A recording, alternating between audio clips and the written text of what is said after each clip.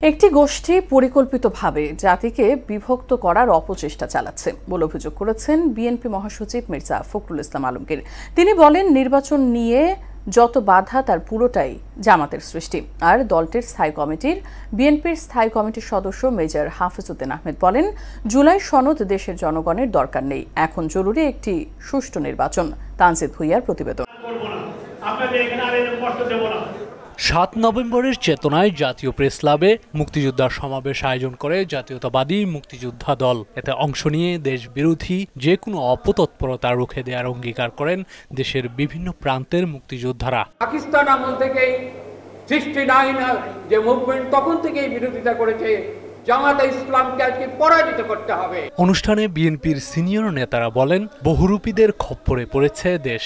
৭১-এর অপরাধের জন্য জামায়াত নিষিদ্ধের দাবিও তুলেন তারা। ভোটাধিকার হরণ, এই জন্য যদি আওয়ামী লীগের কার্যক্রম নিষিদ্ধ হতে পারে, তাহলে ৭১-এর গণহত্যা, ধর্ষণ, নারকীয় হত্যাযজ্ঞের কারণে জামাত ইসলামকে নিষিদ্ধ করতে হবে।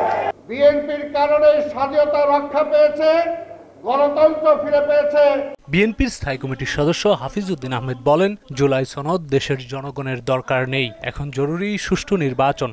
যেসব বিষয়ে সব রাজনৈতিক দল ঐক্যমতে এসেছে, তাদেরকে নিয়ে গঠিত হবে এই জুলাই সনদ। বাংলাদেশের প্রয়োজন একটি নির্বাচন যেখানে সুষ্ঠু হবে এবং যেখানে একটা জনগণ একটি প্রতিনিধিদের নির্বাচিত করতে পারবে।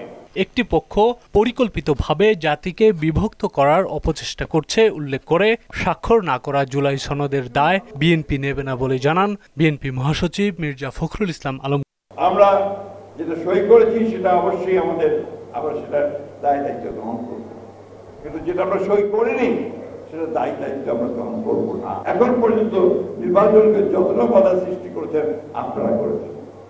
আপনার পিয়ারের দাবি নিয়ে এসেছেন, যেটা আলোচনা ছিল না, প্রস্তাবে ছিল না। এ সময় নির্বাচনী সব বাধা জামায়াতের সৃষ্ট বলেও অভিযোগ করেন তিনি। একটি রাজনৈতিক দল তারা একটা জোট বানিয়ে আবার সেটা করছে, তারা বিভিন্নভাবে আপনার এই সরকারকে তারা বাধ্য করতে চায় যে তাদের কথাটাই শুনতে হবে।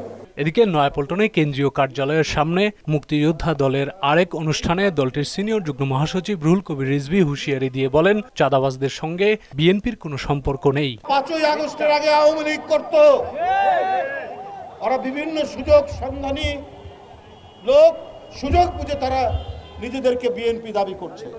এদের সাথে প্রকৃত বিএনপির কোনো সম্পর্ক নেই।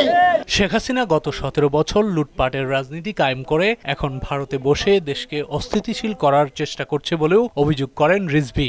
৩০ লক্ষ মানুষের আত্মদান, এটা ছোট, তারা বাংলায় কোনো লেন্দুক দর্জি তৈরি হওয়ার জন্য এই আত্মদান। তানজিদ ভুইয়া, মোহনা সংবাদ, ঢাকা। এটা তো নয়, সেই শিক্ষায় দেশের জনগণ